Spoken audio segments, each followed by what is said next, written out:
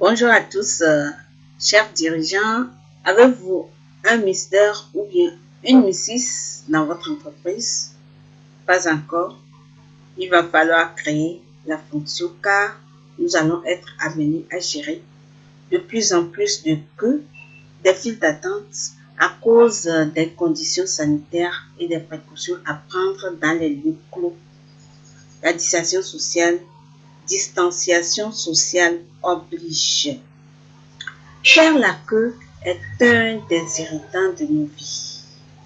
Nous n'aimons pas cela et nous acceptons de faire la queue uniquement si nous y sommes contraints et forcés, en râlant bien sûr. Quand cette queue est opérationnelle, elle devient un véritable frein à nos envies. Elle met en panne notre envie d'achat ou de visite. Et nous pouvons renoncer à notre projet à cause du temps d'attente, ce qui pose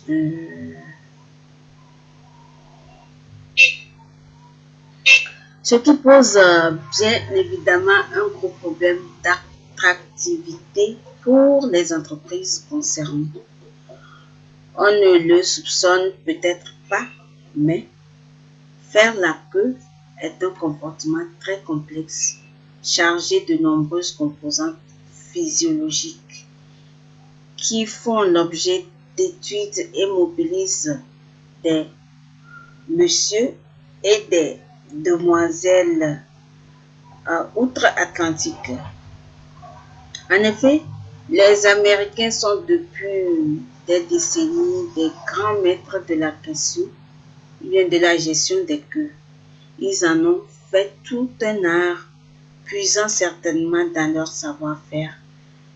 L'éleveur de bovins ou de moutons, leurs compétences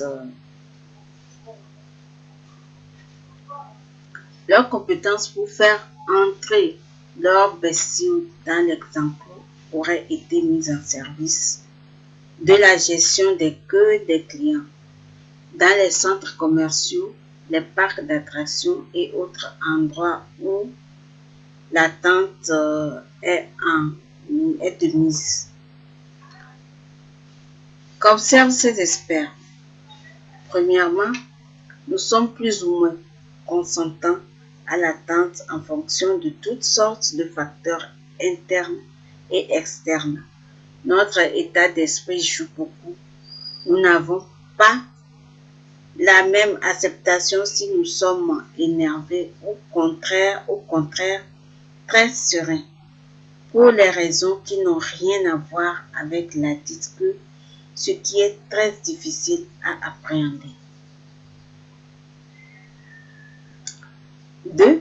Si nous démarrons une queue, il est rare que nous décidions d'en sortir. C'est la théorie de l'auto-engagement.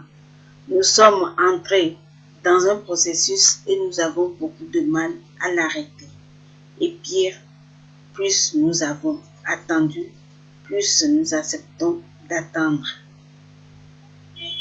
Troisièmement, le facteur qui joue le plus grand rôle est l'anticipation. Si, avant eux, l'information, il y aura de l'attente. Et si nous y avons consenti, notre acceptation à faire la queue sera beaucoup plus forte. Quatrièmement, confronté à l'immobilisme de la queue, nous ne pouvons rien de mieux à faire que de guetter tous les signaux qui alimentent notre hargne. Rien de pire qu'une personne arrivée après nous et qui remonte devant nous dans une file parallèle. Quelles sont les meilleures pratiques proposées par les messieurs et les demoiselles?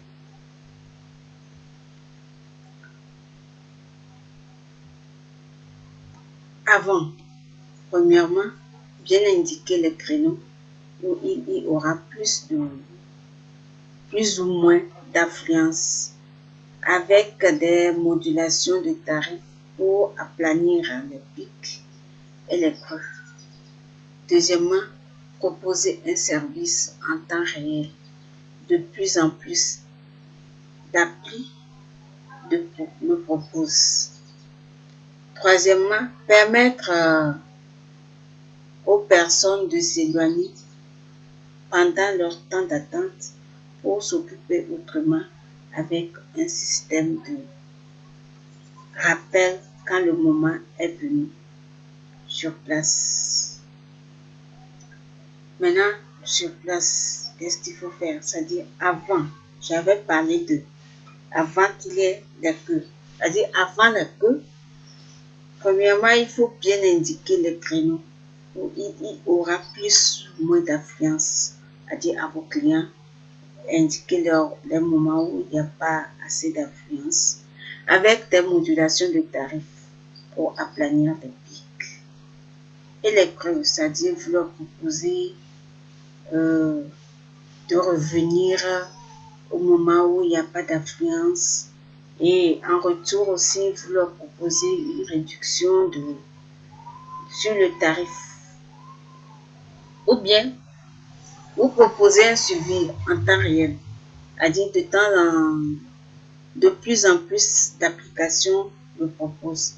C'est-à-dire vous avez une application, vous créez une application qui permet à vos clients de savoir les moments propices auxquels ils peuvent passer pour faire leurs achats.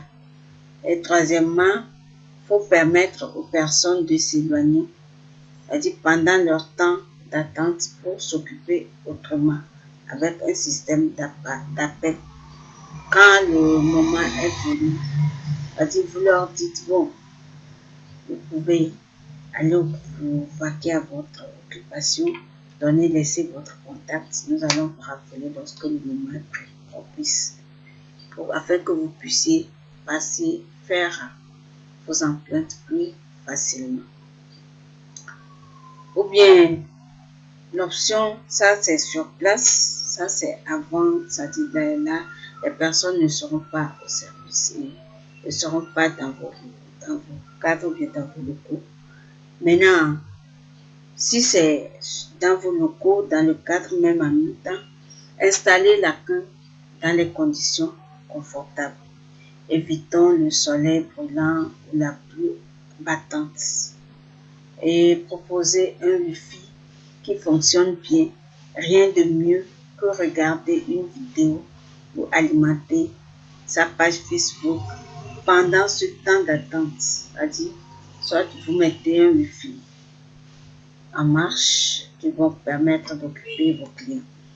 Quatrièmement, bien indiquer le temps restant à attendre avec des repères reliés pour montrer que ça avance.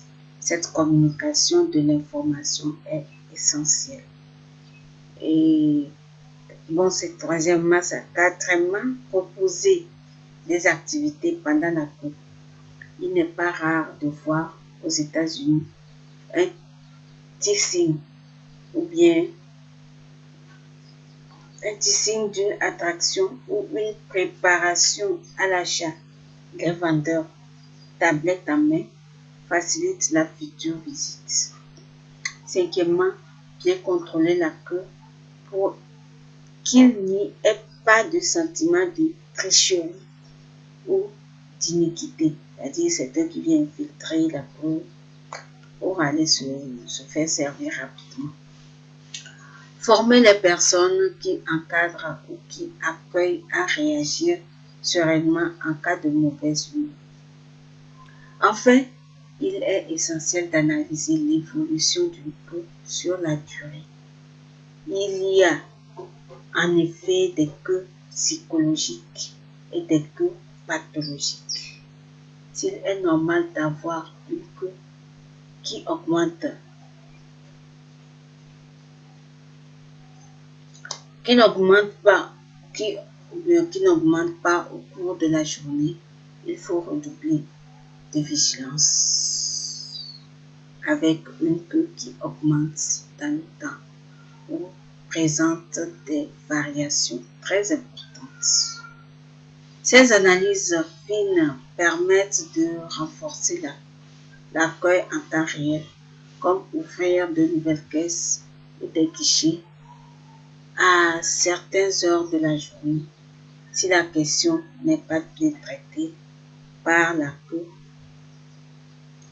Faire la queue peut constituer un obstacle psychologique à l'achat qu'il ne faut surtout pas ignorer.